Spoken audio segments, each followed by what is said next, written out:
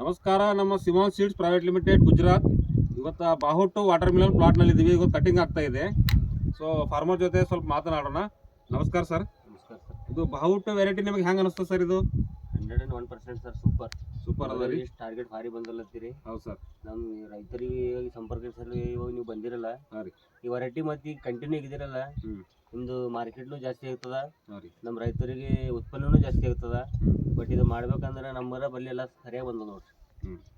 ಒಂದು 1.5 ಎಕರೆ ಅಡಿಗೆ ಒಂದು 32 ಟನ್ ಬಂದ ನೋಡ್ರಿ sir. 32 ton first cutting. First cutting. ಹಾಂ, ಇದು ಸೆಕೆಂಡ್ ಕಟಿಂಗ್ ಆಗ್ತಾ ಇದೆ. ಎಷ್ಟು ಬರ್ತದೆ ಸರ್ ಇದು? ಸೆಕೆಂಡ್ ಕಟ್ಟಿಂಗ್ ಸರ್ ಒಂದು 5-6 ಟನ್ ಬರ್ಬೋದು. 5-6 ಟನ್ ಬರ್ತದೆ ರೀ.